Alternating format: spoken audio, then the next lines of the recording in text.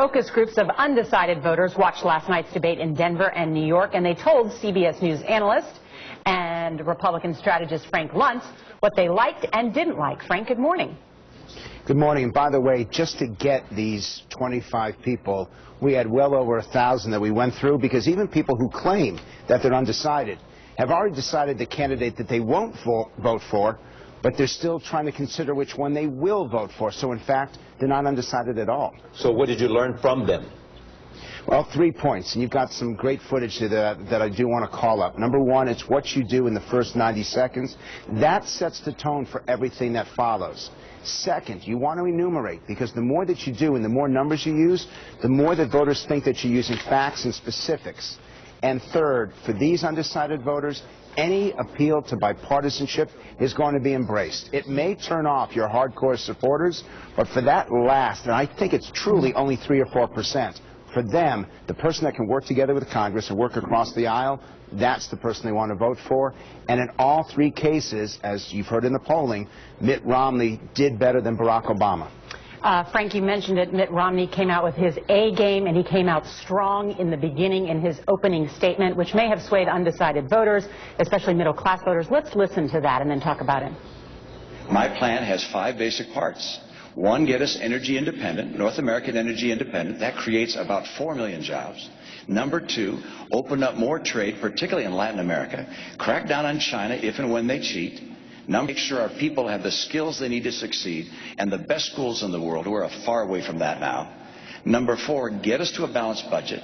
Number 5, champion small business. Now, in our own CBS poll, the percentage of people who said Romney cares about their needs and problems spiked 33 points after the debate.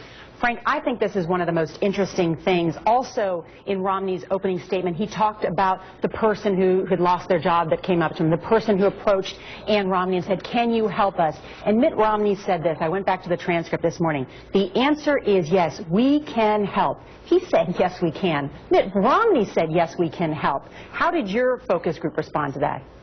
Well, they noticed it. They saw that Mitt Romney was referencing real people, and it took Obama about 40 minutes before he told any story, and the story that he told was his own grandmother. And so the public looks at this, and they want to know who these people are, and they want to know that these candidates truly care about them. And by the way, Mitt Romney did not talk about middle class. This I found interesting. He talked about middle income.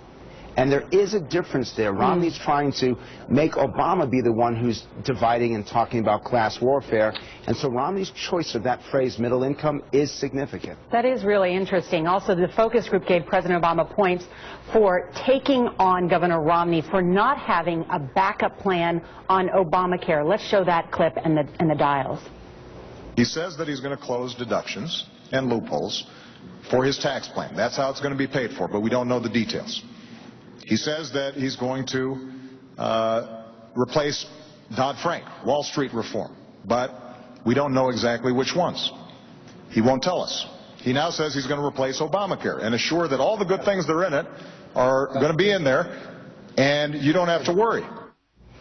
Frank, this seems to be getting at the point that David Axelrod were making after the debate and trying to spin this again, is that Romney is a secret guy. He won't tell you what he's going to do when he gets rid of Obamacare or what he's going to do on taxes. But did Obama effectively make that case?